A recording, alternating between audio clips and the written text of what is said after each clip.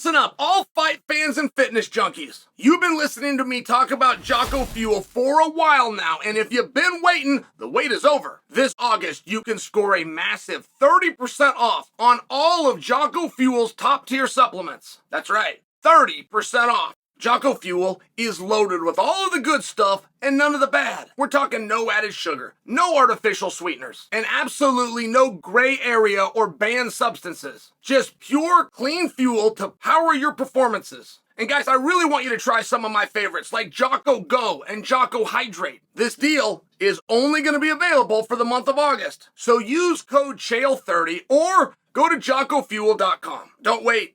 Fuel up with Jocko Fuel and crush your goals. Guys, click on the link below to make it happen. Conor McGregor, three things, okay? Fighter, artist, entertainer.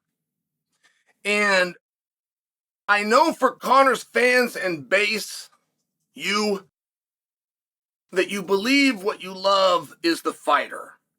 But I'm not certain that that's accurate.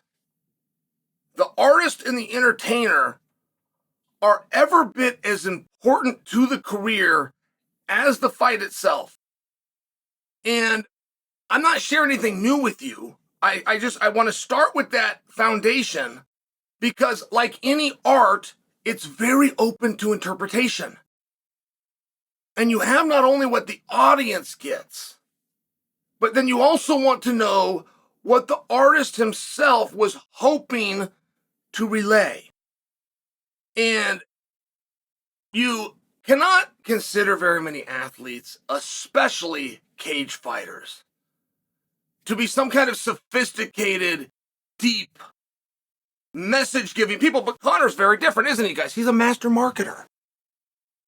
He's a master. What the hell's he got to do with the whiskey business? What's he got to do with the suits and clothing business? What's he got to do, right? You start asking these things and you start realizing he's done a really good job with all of them, all the way down to a restaurant in Ireland that if I'm ever there, I will go to. And Conor, for the second time now, second time in as many weeks, that means two, by the way, has put out a piece of him doing something. And I don't know what to call it. The first time Conor did it, he was on a back deck of a very beautiful place that I don't think was his home. So I'm interpreting that it was a vacation home or something like this, which could be wrong, but it's a very beautiful place on a deck on a beautiful day, hitting a heavy bag softly and at slow speed. But Conor's body moves in a very interesting way. Laura Sanko gave a breakdown of some of the things that Conor does, where he'll load his weight on his front foot just by example. He'll hit you with a cross that Vitor Belfort would knock you out with, but Conor's not even meaning to. He'll use it like a jab, and he can because now his shoulders are turned, as opposed to this way. But the whole reason he's going to hit you with that is because he's loading up the hook.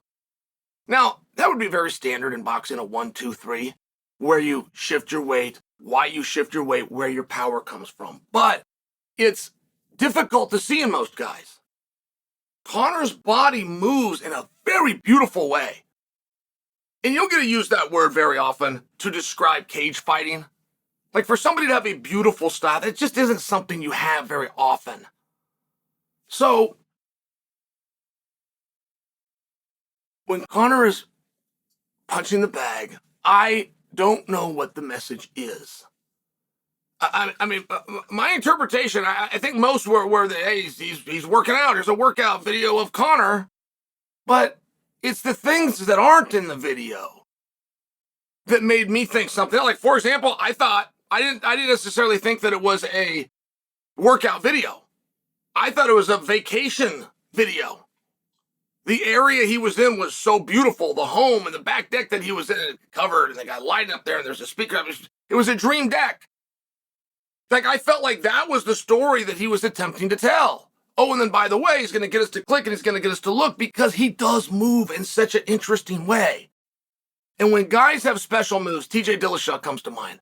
TJ Dillashaw had a technique that was unusual. I even asked him about it. And I'm friends with him, and he told me no. He said, after my next fight, I will tell. He wouldn't tell me what he was doing.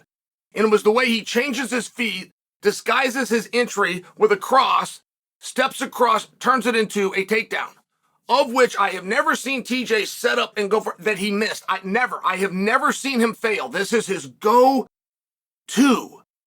But when he does it fast, it's hard to see. Lots of guys are like that. But when Conor is slowing everything down, it's not even a workout. He's emphasizing mechanics and body movement. You're starting to see some of his tricks. He's showing to the world what he does. He's showing to the world what Laura Sanko gave an analysis on ESPN because she had to break down in a cubicle on a screen and rewind and watch it again. It's one of these things where I'm not convinced the story he's trying to tell is that, hey, look at me, I'm hitting the bag. In fact, I could see more wrong with it than's not. When I talk about what's not in the video, well, a gym, let's start with that. A coach, let's lead with that. Teammates, let's go to that. You cannot get better without a team, and nobody ever has. Floyd Mayweather has a coach.